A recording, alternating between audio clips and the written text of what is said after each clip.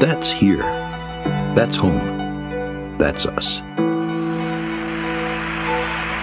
That's one small step for man, one giant leap for mankind. Os ecos do universo. Olá, ouvinte! Hoje, nos Ecos do Universo, o bloco onde exploramos um pouco de astronomia histórica e factual, nosso assunto será sobre um dos gigantes do universo. Isso mesmo, a gente vai mergulhar de cabeça no que talvez seja o evento mais violento e espetacular do universo. O nome em si já é super fantástico. Falaremos das supernovas. Exatamente, Rodrigo. A gente vive falando sobre a imensidão do cosmos e das escalas de tempo inimagináveis. Estrelas seguem por bilhões de anos, mas o seu fim acontece de forma explosiva. É um dos poucos fenômenos que a gente pode acompanhar quase em tempo real. É um contraste fascinante, cara. Marco, é aquele velho ditado: vivem rápido e morrem jovens. Mas falando sério, o que define uma supernova? A gente ouve falar muito, mas vamos começar do começo. O que exatamente causa essa explosão? Acredito que essa indagação passa pela cabeça de muitos. Basicamente, é o ponto final da vida ou do ciclo de uma estrela muito massiva. A gente tem que lembrar que uma estrela é um equilíbrio constante entre duas forças titânicas. De um lado, você tem a própria gravidade da estrela tentando comprimir toda a sua massa para o seu centro, colapsando tudo. Do outro, você tem a pressão gerada pela fusão nuclear no núcleo da própria estrela e que empurra para fora, de maneira radial. É um cabo de guerra. E durante a maior parte da vida da estrela, esse cabo de guerra fica equilibrado. A fusão de hidrogênio em hélio e depois em elementos mais pesados gera energia suficiente para manter a estrela inflada contra a gravidade. O problema é que nas estrelas realmente massivas, com pelo menos 5 até 8 vezes a massa do Sol, esse processo é muito acelerado. Elas queimam o combustível num ritmo frenético. Enquanto o nosso Sol vai queimar hidrogênio por uns 10 bilhões de anos, uma estrela massiva pode gastar todo o seu combustível em apenas alguns milhões de anos. Falando assim, até parece muito. Mas em termos astronômicos, milhões de anos não é quase nada. E a vida desse tipo de estrela é um verdadeiro foguete. E o que acontece quando o combustível acaba? A fusão cessa, a pressão externa acaba e a gravidade vence a queda de braço. Isso, mas a história tem uns capítulos bem interessantes antes do seu fim. A estrela não desliga simplesmente. Ela começa a fundir elementos cada vez mais pesados no núcleo e em camadas ao redor dele. Começa com hidrogênio, depois hélio, carbono, oxigênio e assim por diante, subindo pela tabela periódica. Cada fusão de um elemento mais pesado libera menos energia e exige mais pressão e temperatura. É como se a estrela estivesse acendendo as velas de um foguete em estágios, mas cada estágio dura menos que o anterior. E essa escada sobe até onde? Até chegar no ferro, certo? Li em alguns lugares que o ferro é o ponto de não retorno, pois ele absorve energia ao invés de emitir. Você foi preciso agora, Rodrigo. O ferro é o beco sem saída da fusão nuclear. Fundir ferro em elementos mais pesados não libera energia, mas pelo contrário, como você mesmo disse, ele consome energia. Então, quando o núcleo de uma estrela se transforma em ferro, a fusão para. Acabou a produção de energia que fazia pressão para fora, e aí o núcleo de ferro começa a crescer, acumulando massa. Então fica mais denso, aumentando a atração gravitacional. Nesse ponto, a única coisa que segura o colapso é uma força quântica, chamada pressão de degenerescência dos elétrons. É uma ideia meio maluca, onde os elétrons não querem ocupar o mesmo estado quântico, o mesmo espaço. Eles resistem a serem comprimidos demais, mas essa resistência também tem um limite. Quando o núcleo atinge uma massa crítica, cerca de 1,4 vezes a massa do Sol, conhecido como limite de Chandrasekhar, nem os elétrons conseguem mais segurar. E aí é que o castelo de cartas desaba. E desaba de uma maneira violenta e incrivelmente rápida. O núcleo colapsa em questão de segundos. A matéria do lado de fora, as camadas mais externas da estrela, começa a cair em direção ao centro em velocidades que podem atingir a 25% da velocidade da luz. É um vazio sendo criado e preenchido numa fração de segundo. 25% da velocidade da luz. É algo tão rápido que é difícil de conceber. E o que acontece é que esse núcleo colapsa, mas nem sempre ele vira um buraco negro na hora. Pois é, nem sempre. O colapso do núcleo continua até que a densidade fique tão alta que a própria matéria nuclear, os prótons e os nêutrons, oferecem uma resistência intransponível. O núcleo para de colapsar de forma abrupta, criando uma superfície sólida e incrivelmente densa. Normalmente, o que sobra é uma estrela de nêutrons, um objeto com a massa do Sol espremida numa esfera do tamanho de uma cidade. E esse tipo de estrela é um negócio bizarro. Uma colher de chá desse material pesaria bilhões de toneladas. Pois é, bizarro e fundamental para a história. Porque o material que estava caindo em direção ao centro a velocidades alucinantes, de repente se choca contra uma superfície recém-formada, dura como uma rocha. É como um tsunami batendo num paredão, bem rígido e maciço. Esse impacto gera uma onda de choque massiva que reverte o fluxo e explode para fora, arrancando todas as camadas externas da estrela. Entendi. Então essa explosão que a gente vê como uma supernova, certo? Se o núcleo for massivo o suficiente, ele pode continuar colapsando além da estrela de nêutrons e aí sim formar um buraco negro.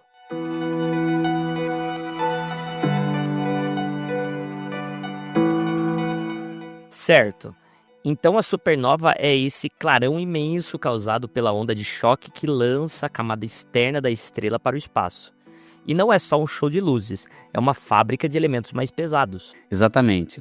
Essa é a parte mais poética e ao mesmo tempo mais concreta de tudo. Essas explosões são responsáveis por criar e espalhar pelo universo todos os elementos mais pesados que o ferro. Ouro, prata, urânio, chumbo. Tudo isso é forjado nesse caldeirão nuclear que é a supernova. Até eventos ainda mais raros, como a colisão de duas estrelas de nêutrons, que os astrônomos também puderam observar lá atrás, em 2017, pensar que isso faz quase 10 anos, não é mesmo, Rodrigo? Produzem uma quantidade imensa desses elementos mais pesados. A gente costuma dizer, e a gente sempre cita ele, o Carl Sagan, que somos poeiras das estrelas. Mas é até mais do que isso. Somos ouro, prata, somos o resultado direto dessas explosões cósmicas. Pô, Marco, é uma visão fantástica. Olhar para uma joia de ouro, por exemplo, e imaginar que aqueles destroços de uma estrela que explodiu há bilhões de anos forjaram essas joias. Mas nem toda supernova é igual. Sabemos que existem as estrelas massivas, mas existe outro tipo também. E esse outro tipo, chamado de tipo 1A, acontece em sistemas binários, onde duas estrelas orbitam uma a outra. E eles são bem diferentes. Nesse cenário, uma das estrelas pode ser uma anã branca. A anã branca é o que sobra de uma estrela, como o nosso Sol, depois que ela finda o seu ciclo. É um objeto pequeno, do tamanho da Terra, mas incrivelmente denso. Então a gente tem uma anã branca e uma estrela companheira. A anã branca, com sua gravidade imensa, começa a puxar a matéria da sua estrela companheira como se fosse um vampiro cósmico. Esse material vai se acumulando na superfície da anã branca. Com o tempo, ela vai ganhando massa até atingir aquele mesmo limite crítico que falamos antes, o limite de Chandrasekhar de 1,4 massas solares, que citamos mais cedo. Ah, então aí que o gatilho acontece, atingir a massa crítica. Mas a anã branca não é uma estrela ativa, não tem fusão de núcleo. Atingindo o limite, a pressão e a temperatura no centro da anã branca disparam, desencadeando uma reação de fusão nuclear descontrolada e instantânea em todo o seu volume. E o mais incrível é que ela não colapsa para formar uma estrela de nêutrons. Ela simplesmente explode por completo, num piscar de olhos. É uma explosão termonuclear que a desintegra. Não sobra nada. Isso é fascinante, Marco. E você, ouvinte, pode estar se perguntando por que os astrônomos fazem tanta distinção entre os tipos? Qual seria a importância prática de saber se é uma supernova de colapso de núcleo ou uma tipo 1A? Quando lemos os livros de astrofísica, às vezes podem surgir essas questões mesmo, Rodrigo. É bastante comum. Mas a importância é gigantesca, principalmente para a cosmologia e seus modelos. As supernovas dos tipos 1A são todas muito parecidas. Como elas explodem quando atingem a mesma massa crítica, o pico de brilho delas é sempre o mesmo. Elas funcionam como o que os astrônomos chamam de velas padrão. Velas padrão. Vamos dar um pouco mais de detalhes sobre o que é isso e por que é um conceito-chave. Imagine que você, ouvinte, está num campo escuro e vê duas velas acesas ao longe. Você sabe que ambas têm o mesmo brilho intrínseco. Uma parece mais fraca que a outra. A única conclusão, então, é que a mais fraca está mais distante. Com as supernovas tipo 1A, é a mesma coisa. Sabendo o brilho real que elas têm e medindo o brilho aparente com o qual nós vemos a partir da Terra, podemos calcular a que distância elas estão com uma precisão bastante alta. E foi usando esse método com supernovas do tipo 1A que os astrônomos fizeram aquela descoberta impressionante no final dos anos 90, observando supernovas muito distantes. Duas equipes de astrônomos esperavam confirmar que a expansão do universo estava desacelerando por conta da gravidade. Exatamente, mas elas descobriram exatamente o oposto.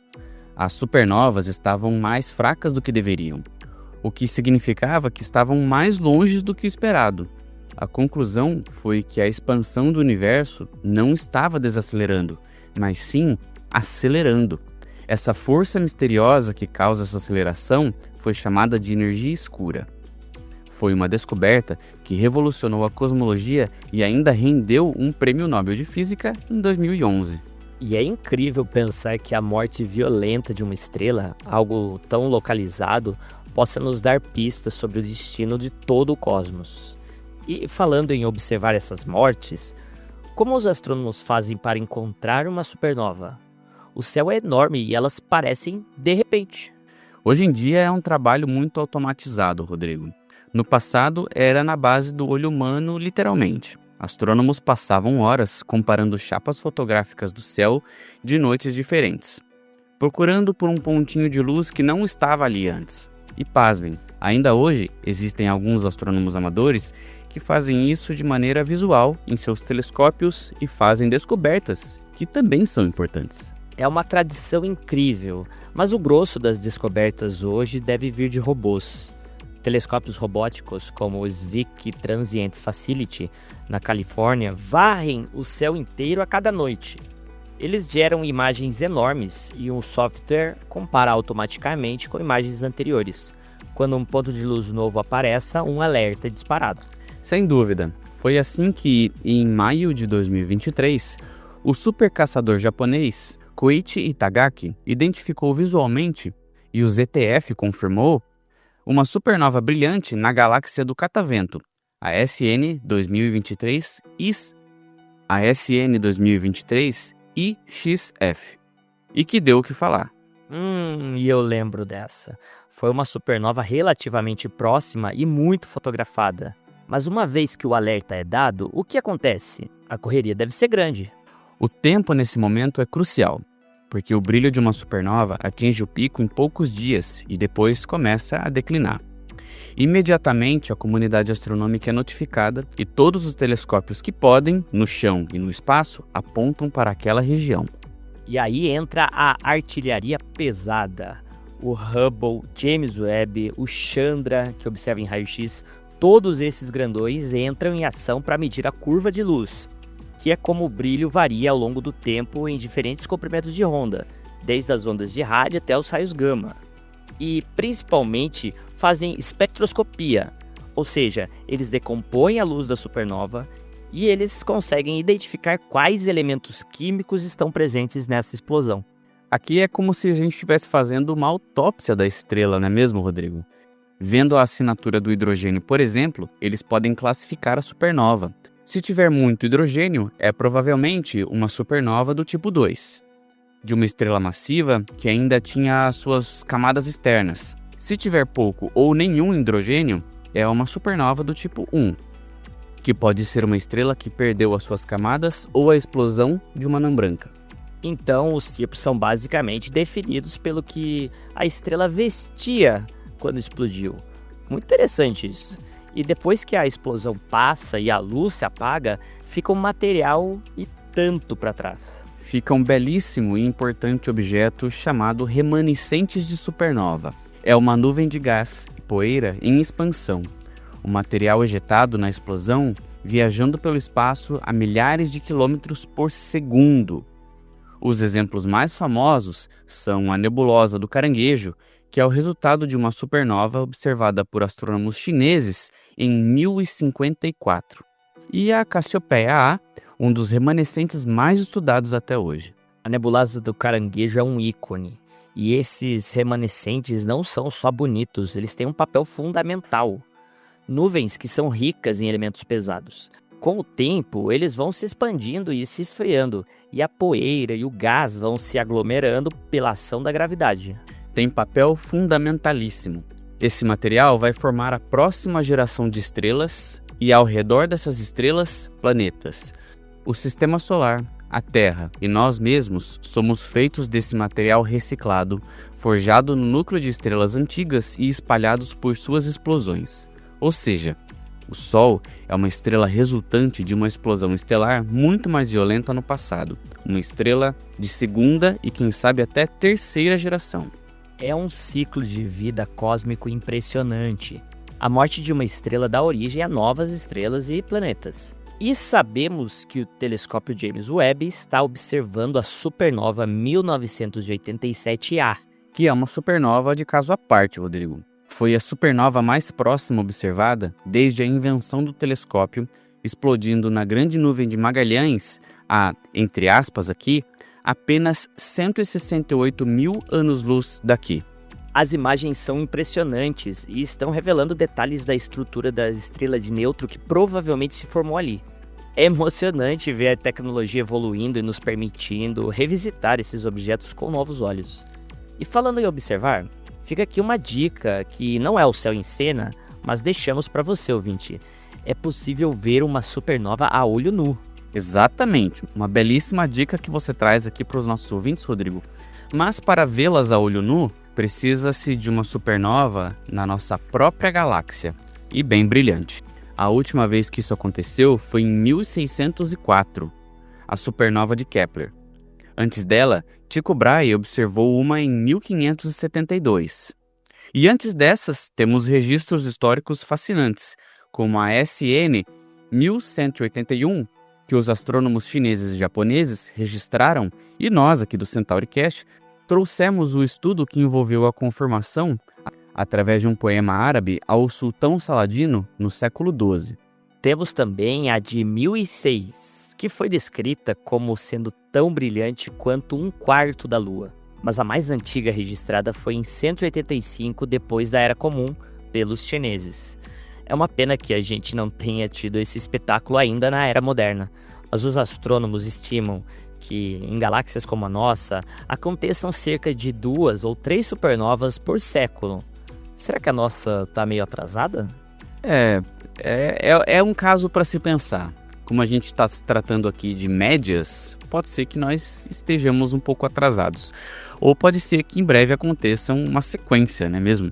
A gente nunca sabe, são estatísticas. Seria legal, hein? Seria maravilhoso. A poeira interestelar pode esconder muitas delas de nossa vista. Mas há quem diga que a própria estrela Betelgeuse, na constelação de Órion, está nos estágios finais de sua vida e pode explodir a qualquer momento, nos próximos 100 mil anos. Quando explodir, será um evento espetacular, visível durante a luz do dia, rivalizando com a Lua em brilho. Mas, sinceramente, Rodrigo, eu não quero cair nesse hype da Betelgeuse de novo, não. Pô, tomara que a gente ainda esteja por aqui para ver, né? Mas resumindo, as supernovas são muito mais do que explosões. São os laboratórios onde os elementos da vida são criados, são as balizas que nos permitem mapear o universo e, de quebra, nos dão ainda alguns dos objetos mais bonitos do céu noturno. Perfeito, exatamente, Rodrigo. Elas nos conectam diretamente com a história do cosmos e com a nossa própria história. E nós, aqui do CentauriCast, vamos continuar olhando para o céu, esperando o próximo capítulo dessa história e quem sabe conseguir ver com os nossos próprios olhos esse fenômeno encantador e fascinante. Você acabou de ouvir o Centauricast Entre as Estrelas.